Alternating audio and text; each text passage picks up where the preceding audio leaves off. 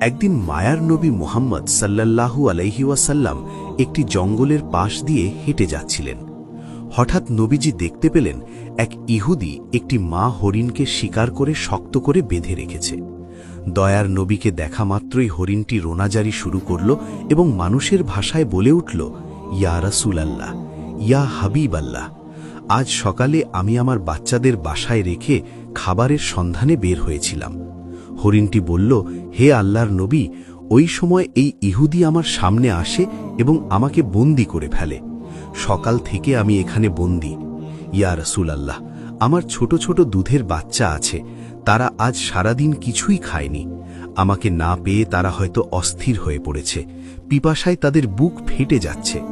হরিণটি আকুতি জানিয়ে বলল, ওগো আল্লাহর হাবিব, আমি শেষবারের মতো আমার সন্তানদের সাথে দেখা করতে চাই এবং তাদের দুধ খাওয়াতে চাই। দয়া করে আপনি এর একটা ব্যবস্থা করে দিন। হরিণের এই করুণ আর্জি শুনে দয়াল নবীর অন্তর কেঁদে উঠল।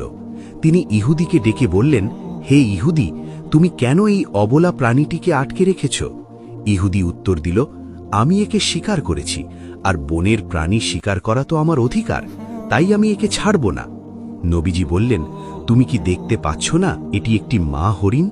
এর স্তন দুধে পরিপূর্ণ, এর বাচ্চারা না খেয়ে কষ্ট পাচ্ছে, তুমি একে একবার সুযোগ দাও। ইহুদি অবজ্ঞার সাথে বলল, আমি এত কষ্ট করে ধরলাম আর আপনার কথাই ছেড়ে দেব? একবার ছেড়ে দিলে কি বনের হরিণ আর ফিরে আসে? তখন বিশ্বনবী বললেন, তুমি একে ছেড়ে দাও, আমি জামিন হচ্ছি, সে তার বাচ্চাদের দুধ খাইয়ে আবার তোমার কাছে ফিরে আসবে। ইহুদি বিদ্রুপ করে বলল, বনের হরিণ কি আপনার বাপদাদার সম্পদ যে ফিরে আসবে?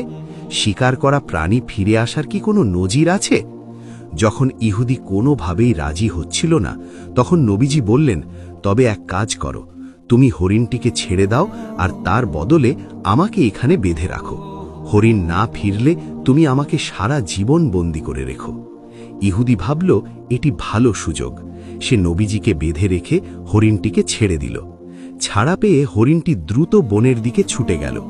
ইহুদি মনে মনে হাসছিল আর ভাবছিল, এই লোকটির মতো বোকা আর কেউ নেই, একটা বনের প্রাণীর জন্য নিজের জীবন বিপদে ফেলল। ওদিকে মা হরিণ দৌড়ে তার সন্তানদের কাছে পৌঁছল। বাচ্চারা তাকে দেখে বলল, আম্মাজান, আজ কেন এত দেরি হলো? আমরা আপনার জন্য অপেক্ষা করতে করতে ক্লান্ত হয়ে পড়েছি।